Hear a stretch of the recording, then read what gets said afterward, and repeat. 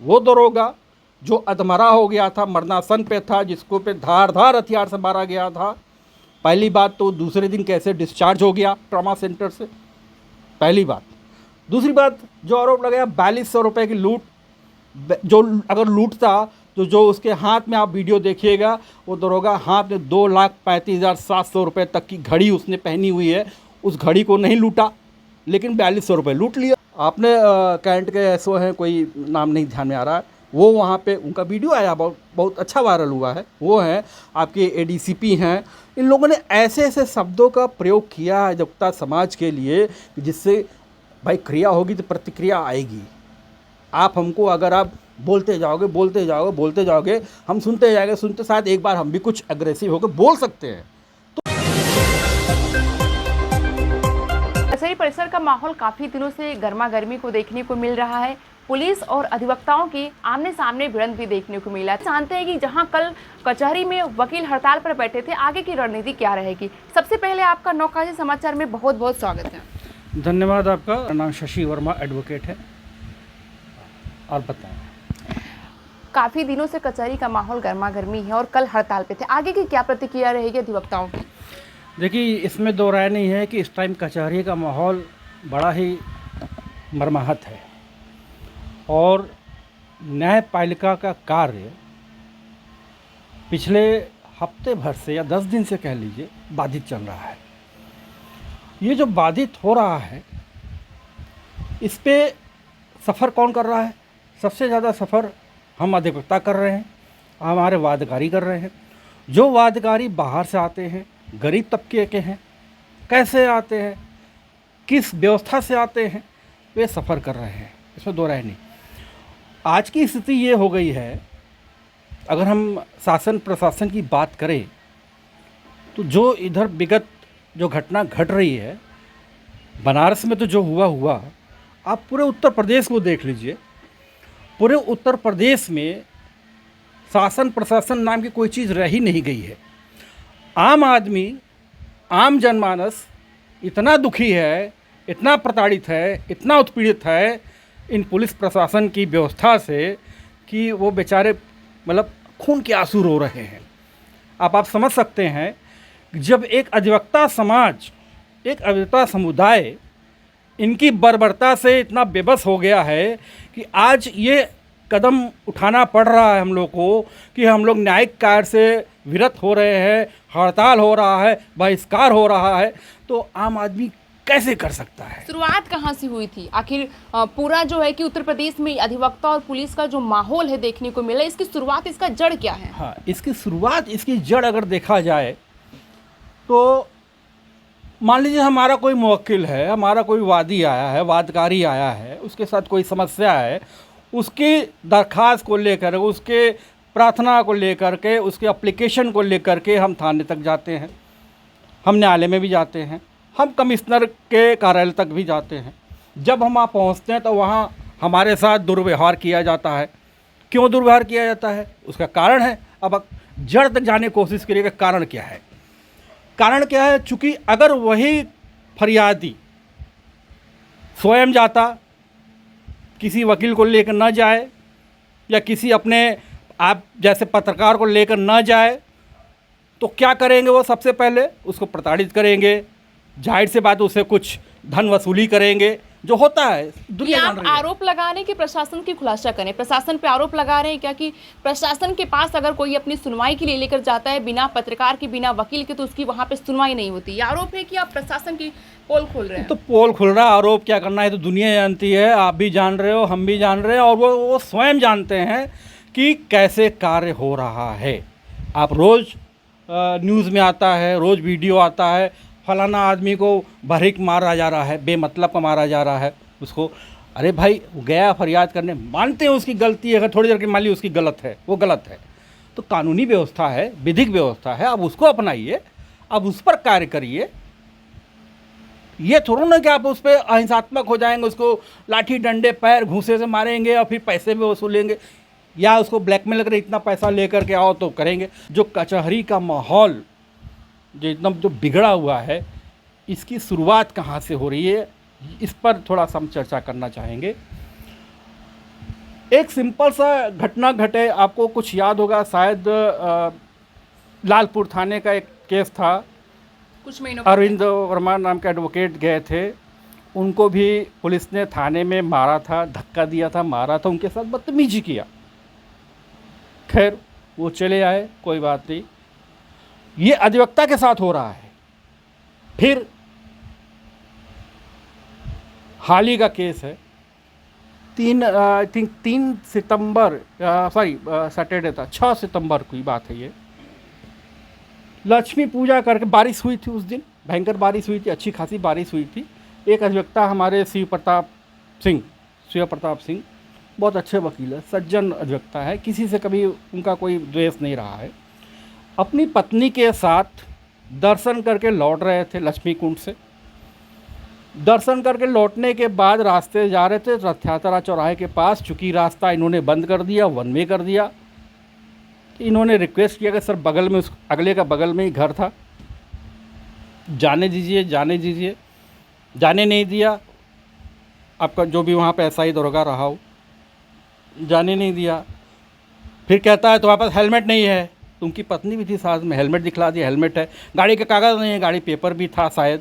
फिर कह रहा है गाड़ी सीज कर दूंगा, ये कर दूंगा, वो कर दूंगा। एनीवे ये सब बातचीत चल रही थी उसके बीच में। फिर एकाएक उस पर कोई पुलिस का कोई आदमी, जैसा उन्होंने बताया शिव प्रताप सिंह जी ने, पीड़ित ने, कि 10 सेकंड के लिए या 1 मिनट के लिए वो ओझल हुआ था और आया, कोई हथियार टाइप का था, उसके हेलमेट में ऐसे लगाया जिसकी वजह से उनकी आँख पूरी फट गई, चोट काफ़ी आ गई, लहूलुहान हो गए।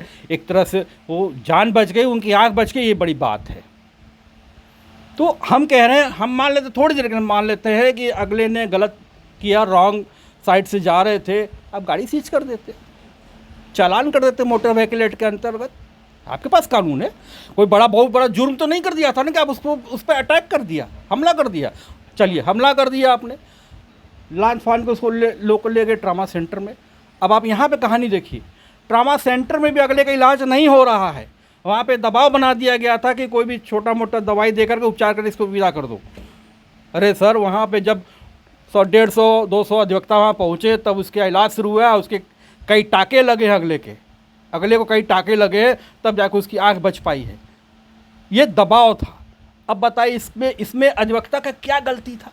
अधिवक्ता समाज कहाँ से आक्रोश हो रहा है या कहाँ से अग्रेसिव हो रहा है? मतलब उस दिन अधिवक्ता समाज का गुस्सा जो है फूट गया कचहरी में। क्या उस दिन तमाम आप जो प्रकरण गिना रहे हैं, क्या उस दिन कचहरी में अधिवक्ता समाज का गुस्सा फूट गया? नहीं, ये भी गलत है, ये भी गलत है। जिस तरीके से सीसीटीवी वायरल हुए, लोग देख रहे हैं, सीसीटीवी में तमाम अधिवक्ता जो एकजुट करके आपस में एक दूसरे पे भिड़े हुए हैं। अब उसकी भी सत्यता को जानने का प्रयास करें। तमाम पेपरों में निकला, तमाम मीडिया ने निकाला, आप जैसे मीडिया वालों में भी निकाला कि तमाम अधिवक्ताओं ने मिलकर के उस दरोगा को बड़ी बेरहमी से पीटा, जिसकी वजह से वो अधमरा हो गया या मरनासन में चला गया। पुलिस लात पात के लेके चली गई ट्रामा सेंटर में। पहली बात कि ये बात पूर्णतः गलत है। कैसे गलत है? अधिवक्ता समाज का उसमें कोई रोल ही, बल्कि अधिवक्ताओं ने तो उस दरोगा को बचाया है। वीडियो की क्या सच्चाई है? हाँ, वीडियो की सच्चाई का है ये। आप फुटेज निकाल के देखिए। आपने अगर देखा होगा तो क्या आपने उसमें देखा है कि कौन अधिवक्ता तो उसमें बचा रहे हैं उनको? किसी अधिवक्ता को वार करते हुए देखा है क्या आपने उसमें, उस फुटेज में? उस फुटेज को ध्यान से देखें। जांच का विषय है, जांच करें, निष्पक्ष जांच करें। अगर दोषी है तो बताएं, दोषी है तो कार्रवाई करें विधिक। लेकिन मैं फिर कह रहा हूं, वहाँ पे कोई अधिवक्ता कर ही नहीं सकता। अब जैसा अब आगे बात बढ़ते हैं, उसी मुद्दे पे आगे बढ़ते हैं। चारों तरफ से गेटों को बंद कर दिया गया, परिसर की सारी गेटों को बंद कर दिया गया 40 मिनट के लिए। किसके आदेश पे? 40 मिनट तक के लिए इवन जिला जज वहाँ बैठे हैं। जिला जज को, सारे अधिवक्ताओं को एक तरह से आपने बंधक बना दिया, एक तरह से आपने बंधक बना दिया। किसी का आदेश था क्या कि चारों गेट बंद कर दो? आप जिला जज का आदेश था क्या? चलिए, आपने एक तो ये कार्य किया। दूसरी बात अब आप रहे हैं, जो उन्होंने 10 नामजद अधिवक्ताओं के खिलाफ एफआईआर दर्ज किया है और करीब 50-60 अधिवक्ताओं का अज्ञात के नाम से किया है। वो 10 अधिवक्ता जो नामजद हैं और उसमें जो एफआईआर में जो उन्होंने लगाया आरोप, अरे बीएनएस की सारी धाराएं लगा दी हैं, 2-3 तो बची तो वो भी लगा दी होते आप। जो दरोगा ने रथ यात्रा पे वार किया उस पर तो मात्र 2 या 3 धारा लगाया आपने, वो भी बहुत दबाव हुआ तब जाके एफआईआर, आज तक वो गिरफ्तार नहीं हो पाया है। क्या कि एसआईटी गठन हो रही है, आज तक वो गिरफ्तार नहीं हो पाया है। क्यों? अधिवक्ता भी तो गिरफ्तार नहीं हो पाए हैं। मैं उस पर भी आ रहा हूँ, मैं उस पर भी आ रहा हूँ। अरे तो भाई आप पहले तो देख लीजिए, आप पहले अपने गिरबान में तो झांक लीजिए। आप कहीं से तो आप सही होते तो हम चढ़ के बात करते आप हमसे ना। लेकिन सवाल ये उठता है, आपने जो आरोप लगाया कचहरी पर्सन जो घटना घटी उस पर मैं बात कर रहा हूँ। आपने जो आरोप लगाया एफआईआर में, धारदार हथियार से हमला किया गया है, लूट खसोट किया गया है। क्योंकि जिस तरीके से सब इंस्पेक्टर की पत्नी ने बोला शर्ट फाड़ दिया गया, ऐसा लग रहा था मिट्टी में लोटे हुए मैं उस थे। पर भी आ रहा हूँ, एक एक स्टेप पे आ रहा हूँ मैं। धारदार हथियार से वार किया गया, ठीक है, ये किया गया ना, जो उन्होंने धाराएं लगाई, डकैती तक का लगा दिया, लूट भी किया गया। अब आप बताएं, वो दरोगा जो अधमरा हो गया था, मरनासन पे था, जिसको पे धारदार हथियार से मारा गया था, पहली बात तो दूसरे दिन कैसे डिस्चार्ज हो गया ट्रॉमा सेंटर से, पहली बात। दूसरी बात, जो आरोप लगाया 4200 रुपये की लूट, जो अगर लूटता तो जो उसके हाथ में आप वीडियो देखिएगा, वो दरोगा हाथ में 2,35,700 रुपये तक की घड़ी उसने पहनी हुई है, उस घड़ी को नहीं लूटा, लेकिन 4200 रुपये लूट लिया। ठीक। तीसरी बात, आप कह रहे हो कि उसको मार के नाले में फेंक दिया गया। भैया नाला कहाँ था, फेंक दिया गया उसको। तीसरी बात जो भी आप आ रहे हैं उस पर मैं आ रहा हूँ। और सबसे बड़ी बात, 50-60 लोगों ने मारा उसको मिल करके, जैसा आरोप लगाया गया है। 50-60 अगर अजगता मिल के मारे होते उसको वाकई में, तो क्या वो इस स्थिति में होते दरोगा साहब कि दूसरे ही दिन वो डिस्चार्ज हो जाते? तो फिर वर्दी कैसे फट गई? मान लेती कि अधिवक्ताओं ने नहीं मारा, उन पे कोई ये हमला नहीं देखिए, हुआ, तो वर्दी कैसे फट गई? एकदम, ये देखिए बहुत बड़ा इसमें गेम है, बहुत बड़ा साजिश है, किसका ये साजिश जांच का विषय है। साजिश हाँ। आपके हिसाब से, क्योंकि अधिवक्ता समाज तो जान रहा होगा ना कि उनको फंसाने की कोशिश की जा रही है, तो फिर उनकी वर्दी कैसे फट गई? उनको मिट्टी में, क्योंकि वहाँ पे वकील सब वहाँ उस वक्त जुटे हुए थे, तो उनको पता होगा कि मिट्टी में कैसे लोट-पोट हुए और कैसे वर्दी फट गई। कुछ तो आप लोगों के पास एविडेंस नहीं, वहाँ भी मैं आ रहा हूँ, आपके उन बातों पे भी मैं आ रहा हूँ जो आपने सवाल किया कि वहाँ पे मिट्टी कैसे लगे, उनके वर्दी कैसे फटे। सबसे बड़ा तो जांच का विषय ये है, जो उन्होंने जो आरोप लगाया धारदार हथियार से लोगों ने वार किया, तो सबसे पहले तो ये विषय है कि धारदार हथियार आया कैसे उन लोगों के पास। सुरक्षा तो नहीं की है सारे गेटों पे, तो कैसे वो धारदार हथियार भाई अधिवक्ता तो बैग लेके जाता है, कलम लेके जाता है और कापी किताब जो भी रजिस्टर फाइल वो लेके जाता है, हथियार तो लेके नहीं आता। मैं जब से प्रैक्टिस कर रहा हूँ, आज लगभग 15-20 साल हो ये भी गए। सबसे बड़ा सवाल है, क्या कचहरी परिसर के हर गेट पे पुलिस प्रशासन जुटी हुई है? कोई भी अराजक तत्व लेकर के कैसे अंदर चला गया? यही तो मैं भी कहना चाह रहा हूँ, यही तो मैं भी कहना चाह रहा हूँ, आपसे आपके माध्यम से कहना चाह रहा हूँ।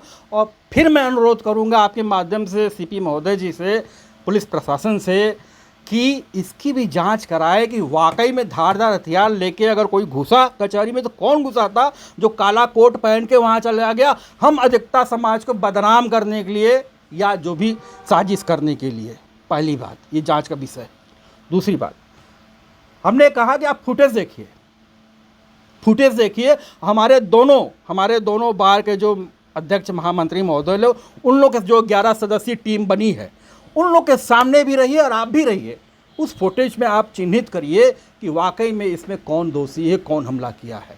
बिना चिन्हित किए आपने एफआईआर कर दिया नामजद। और मज़े की बात आपको बता दें, उस नामजद जो हमने देखा है कि उसमें मोहित मौर्य और रोहित मौर्य ऐसे कई 10 लोग के नाम आए हैं।